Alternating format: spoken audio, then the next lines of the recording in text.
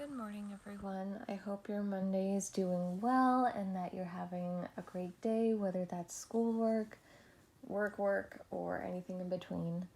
I just wanted to hop on really quick because I wanted to share something that God's been sharing with me.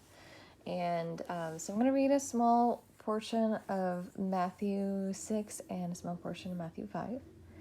And I hope this helps someone who's been struggling in the same way I have. So I'm going to be starting from verses 7 through 13 for Matthew 6, specifically focusing on verse 8. And then I'm going to read a little bit of the salt and light section over here for chapter 5. So starting here for how to pray, it says specifically, and when you pray, do not keep on babbling like pagans, for they think they will be heard because of their many words. Do not be like them, for your Father knows what you need before you ask Him. This, then, is how you should pray. Our Father in heaven, hallowed be your name. Your kingdom come, your will be done, on earth as it is in heaven. Give us today our daily bread, and forgive us our debts, as we have also forgiven our debtors. And lead us not into temptation, but deliver us from the evil one. All right, and then Salt and Light from chapter 5, verses 13 through 16, it says, "You are the salt of the earth. But if the salt loses its saltiness, how can it be made salty again? It is no longer good for anything except to be thrown and trampled underfoot. You are the light of the world. A town built on a hill cannot be hidden. Neither do people light a lamp and put it under a bowl. Instead, they put it on a stand, and it gives light to everyone in the house. In the same way, let your light shine before others, that they may see your good deeds and glorify your Father in heaven." So, why am I putting these two sections together? Well, specifically focusing on salt and light, for me, it really stuck out to me because I always struggle with my calling and being effective and consistent.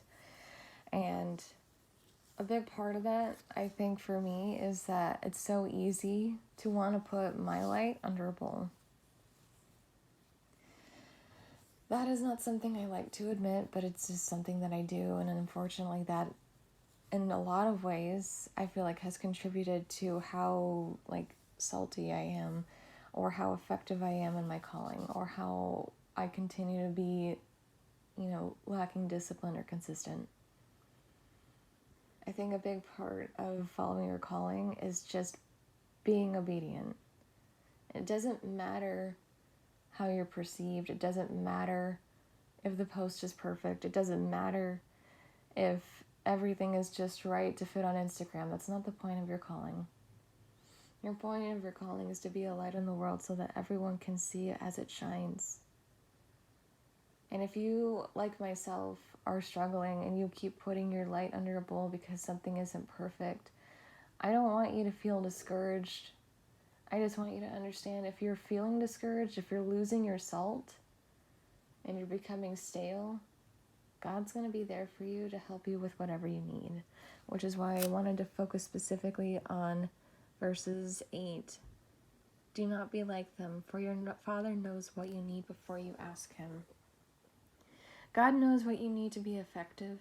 God knows what you need to feel safe. And He knows what you need for just day-to-day life.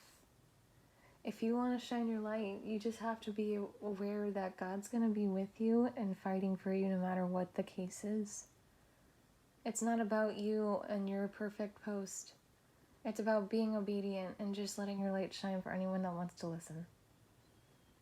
So, if you're like me and you're wanting to be salty again, just make the post, do the kind deed, do the gesture, send the note, send the text, whatever that is. Because you're meant to shine.